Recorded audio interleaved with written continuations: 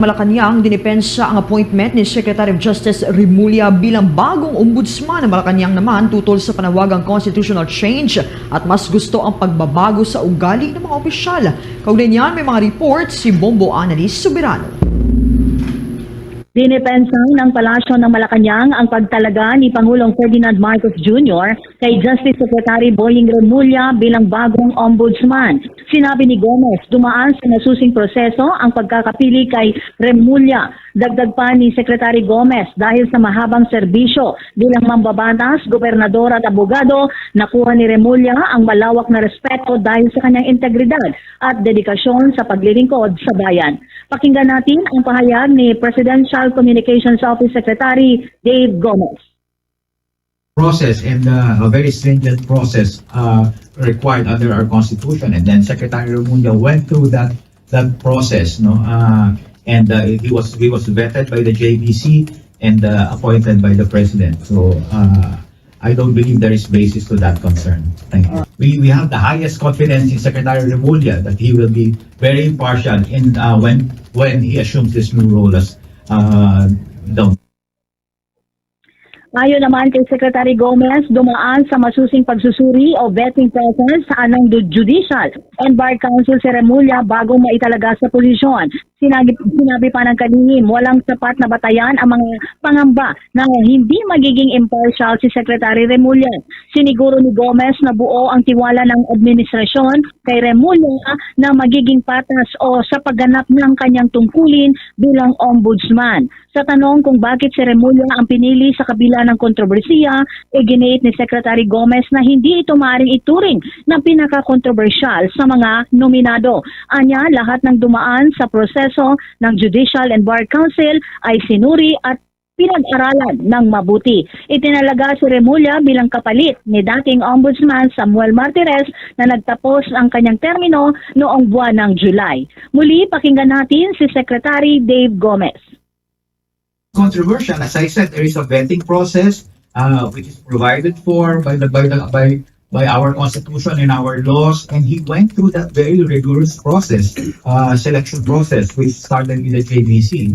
End of the day, after the president receives the recommendation from the JBC, it's still the decision of the president after he received the shortlist.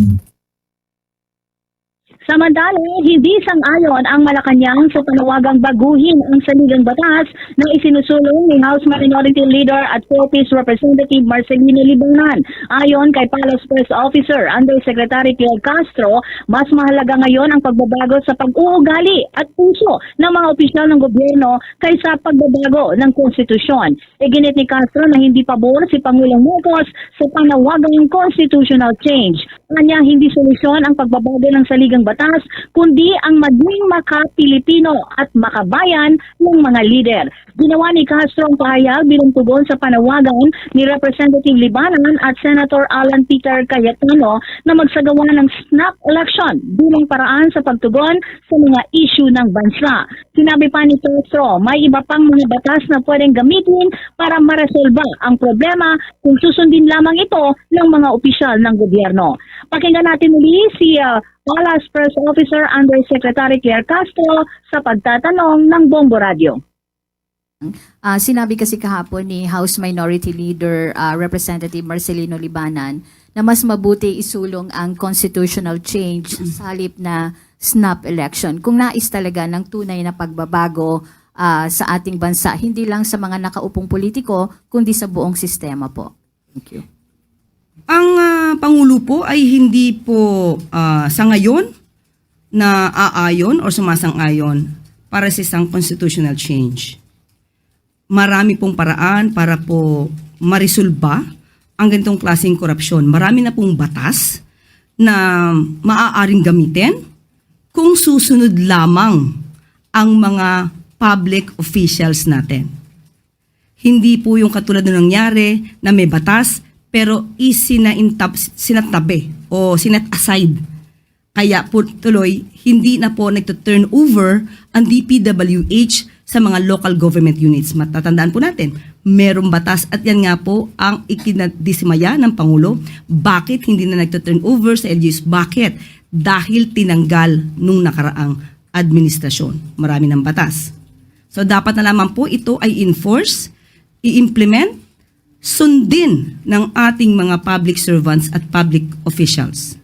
Hindi po siguro nararapat sa ngayon ang constitutional change. Ang kailangan ay change of attitude ng mga officers at change of heart.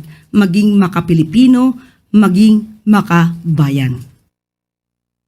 Si Palas First Officer Undersecretary Claire Castro mula sa Malacanang, Bombo Anali Montaño Soberano nag-uulat. And this is Bombo Radio Philippines, the #1 and most trusted source of news and information. Basta Radio, Bombo! For the most trusted source of news and information, visit our website at www.bomboradio.com. Follow us on Bombo Radio mobile app, Facebook, YouTube, TikTok, and X, formerly Twitter. Like, share, and stay connected. Anytime, anywhere.